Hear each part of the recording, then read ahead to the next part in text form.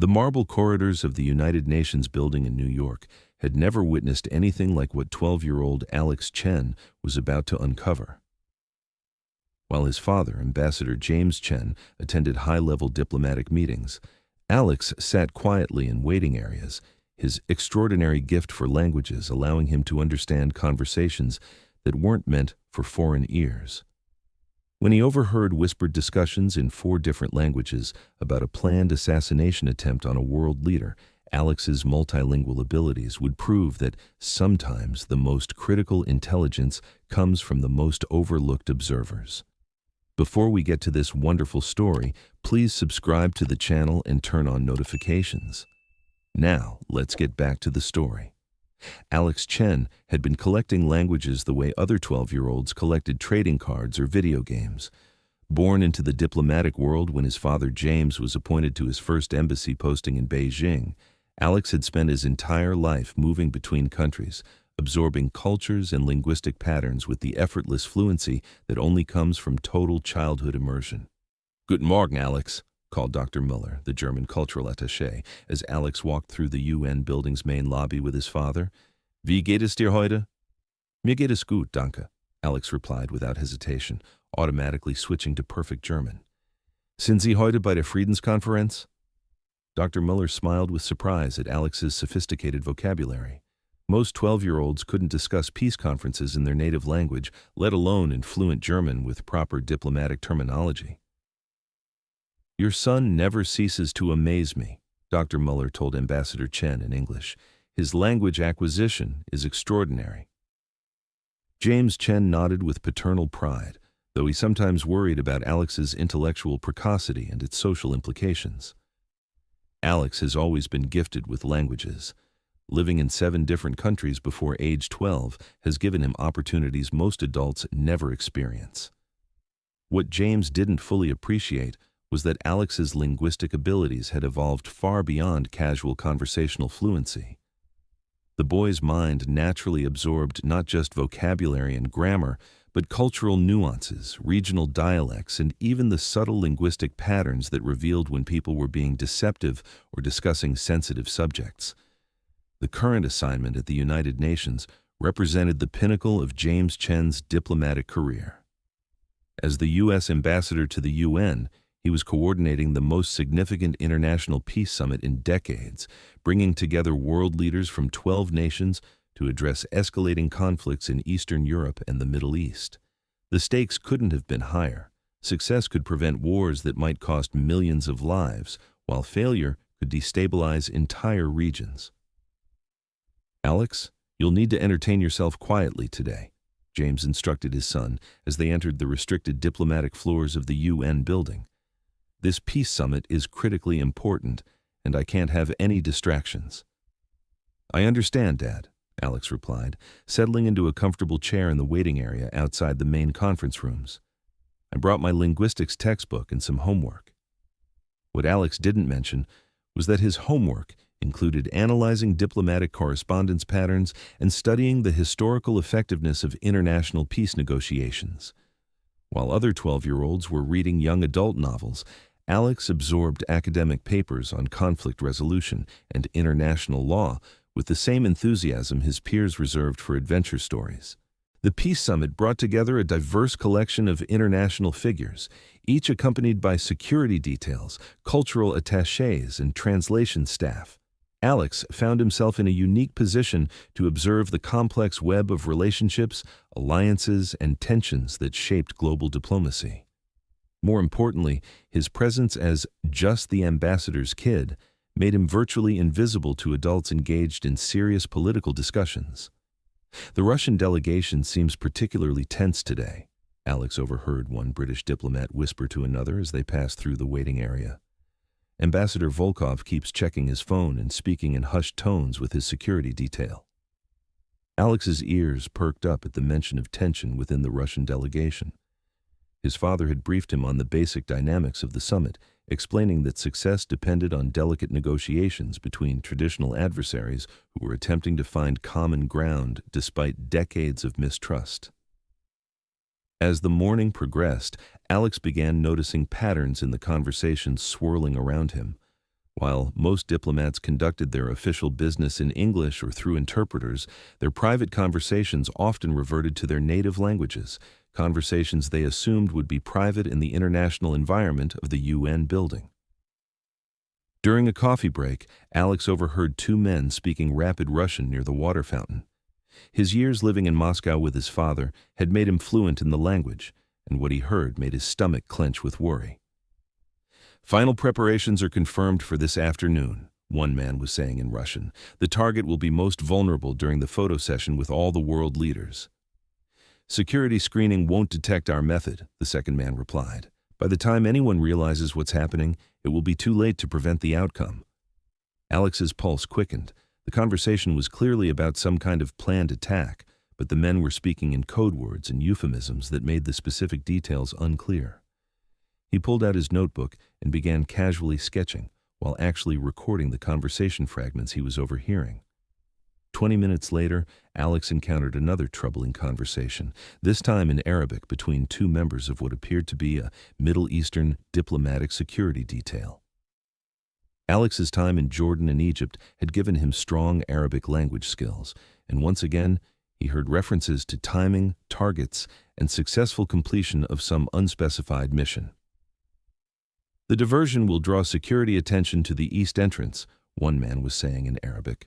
"Our associate will have clear access to the primary objective." "Allah willing, today will mark a significant change in regional power balance," his companion replied. Alex's analytical mind began connecting patterns that chilled him to the bone. Conversations in at least two different languages were referencing coordinated activities planned for the same time frame, with references to security vulnerabilities and significant political changes. This wasn't random diplomatic gossip. This was evidence of a carefully orchestrated plot. During lunch, Alex's worst fears were confirmed when he overheard a brief exchange in French between two men who weren't part of any official delegation, but had somehow gained access to the diplomatic areas. "L'arme est en place," one was saying. "The weapon is in place. Le timing doit être parfait." The timing must be perfect. "Qui est la cible principale?" asked his companion. "Who is the primary target?" "Le président américain, bien sûr," came the chilling reply. "The American president, of course. Sa mort changera tout. His death will change everything." Alex felt as if ice water had replaced the blood in his veins. A multilingual conspiracy was targeting President Morrison, who was scheduled to arrive that afternoon for the summit's closing ceremony and group photograph. The plot involved coordinated elements speaking Russian, Arabic, and French, suggesting an international terrorist alliance of unprecedented sophistication. But Alex faced a devastating problem. Who would believe a 12-year-old's claims about an international assassination conspiracy? His father was consumed with managing the summit's diplomatic complexities, security personnel would dismiss him as an imaginative child, and the conversations he'd overheard were in languages that most American officials couldn't understand or verify. "Dad," Alex said, approaching his father during a brief break between sessions, "I need to tell you something really important about what I've been hearing today." James looked at his son with affectionate but distracted attention. "Alex, I know you find the international atmosphere exciting, but I really can't discuss summit details with you right now." "It's not about the summit discussions," Alex insisted urgently. "I've been overhearing conversations in Russian, Arabic, and French about some kind of attack planned for this afternoon." James's expression shifted to concerned parental mode. "Alex, I know your imagination is very active, but you can't turn diplomatic conversations into spy stories. These are serious international negotiations." "Dad, I'm not making this up," Alex pleaded. "I heard specific references to weapons, timing, and targeting President Morrison during the photo session." James gently but firmly guided Alex back to the waiting area. "Son, I appreciate your concern, but you're misunderstanding adult conversations that are probably about completely different subjects. Please focus on your homework and let me handle the diplomatic work." Alex returned to his seat feeling frustrated and increasingly frightened. His father's dismissal was understandable. The idea that a sixth grader could uncover an international assassination plot sounded absurd even to Alex himself. but his multilingual abilities had given him access to information that trained intelligence professionals were missing, and President Morrison's life hung in the balance. Determined to gather more concrete evidence, Alex began systematically monitoring conversations throughout the diplomatic areas, using his language skills to piece together fragments of the conspiracy. What he discovered over the next 2 hours was a plot of terrifying sophistication and coordination. The assassination attempt would occur during the scheduled 4 p.m. photo session, when all 12 world leaders would be positioned together in the UN General Assembly Hall. A diversionary security incident would be created at the east entrance, drawing protective personnel away from the main event. During the confusion, an assassin with diplomatic credentials would approach President Morrison with a weapon disguised as a ceremonial gift from one of the participating nations. Alex's linguistic detective work had revealed not just the basic plot, but specific timing, methodology, and even the identity of the primary assassin, a man carrying credentials from the fictional Eastern European Cultural Foundation, who had been seen speaking to various legitimate diplomatic personnel throughout the day. But Alex still faced the same impossible challenge, convincing adults to take his warnings seriously. Then, he remembered something his father had taught him about diplomatic protocol and evidence verification. Alex approached Margaret Walsh, the UN Protocol Director, as she supervised preparations for the afternoon ceremony. Mrs. Walsh had always been kind to him, though she maintained the formal demeanor expected in her high-level position. "Mrs. Walsh," Alex said politely, "I have some concerns about security for this afternoon's ceremony that I think you should know about." "Alex, security arrangements are handled by professionals with proper clearance," Mrs. Walsh replied gently but dismissively. "Children shouldn't worry about such matters."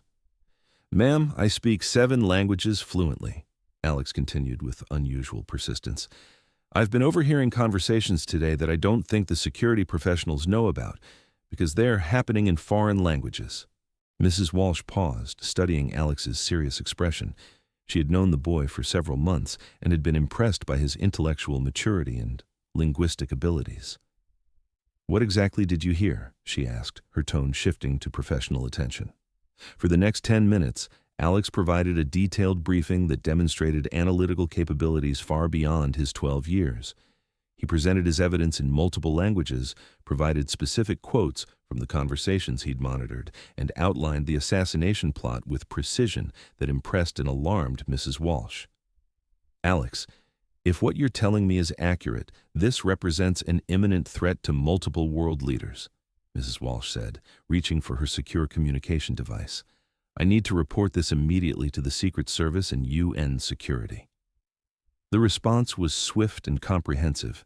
Within 30 minutes, Alex found himself in a secure briefing room, repeating his intelligence analysis to a team of federal agents, UN security officials, and linguistic experts who verified his foreign language transcriptions and assessed the credibility of his claims. "This is remarkable analysis," said Agent Patricia Morrison, the Secret Service lead investigator. "Alex has identified specific threat indicators across multiple languages that our standard monitoring didn't catch because we weren't listening for coordinated multilingual planning." The security sweep that followed Alex's briefing uncovered exactly what he had predicted. The man with fraudulent Eastern European Cultural Foundation credentials was arrested attempting to enter the General Assembly Hall with a weapon concealed inside a ceremonial sculpture. Diversionary devices were discovered at the east entrance, and several suspects matching Alex's descriptions of the individuals he'd overheard were taken into custody. "We prevented what could have been the most significant assassination attempt in UN history," Agent Morrison told Alex's father as the crisis concluded. "Your son's linguistic abilities and analytical thinking literally saved lives today." James Chen looked at his son with a mixture of pride, amazement, and profound regret that he had initially dismissed Alex's warnings.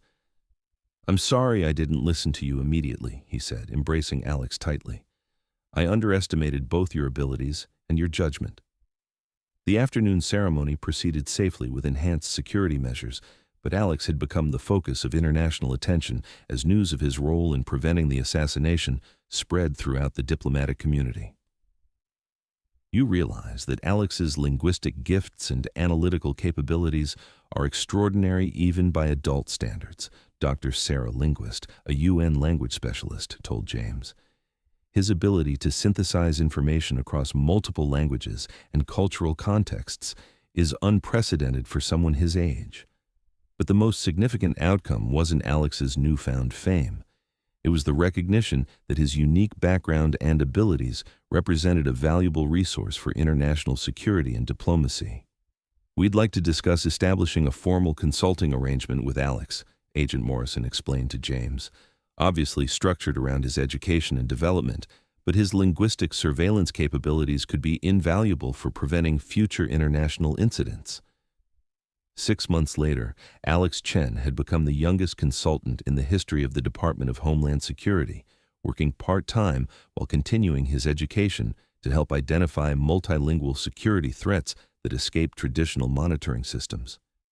His success had also inspired new approaches to language education and international intelligence gathering.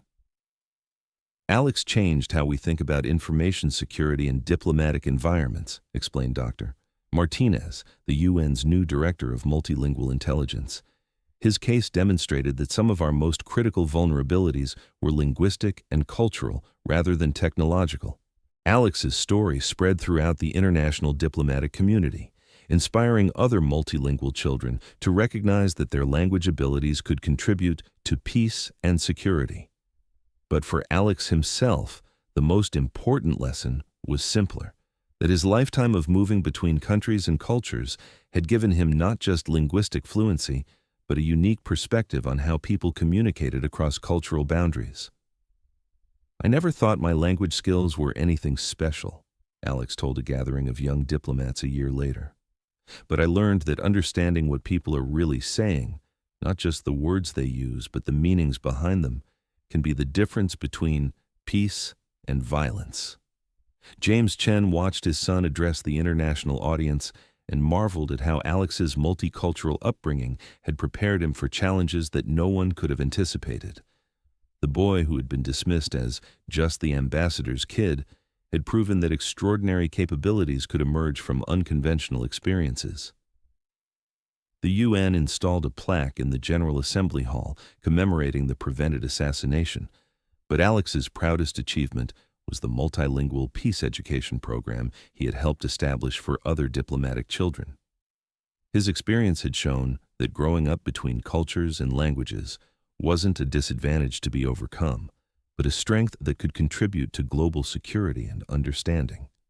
"Dad, do you think we'll stay at the UN for a while?" Alex asked as they walked through the familiar corridors where his linguistic detective work had first uncovered the assassination plot.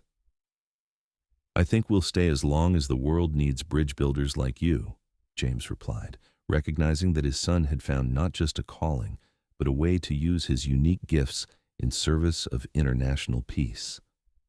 The translator kid, who had been overlooked and dismissed, had proven that sometimes the most critical intelligence came from unexpected sources, and that the ability to truly understand what people were saying across languages and cultures was one of the most valuable skills in an increasingly connected but complex world.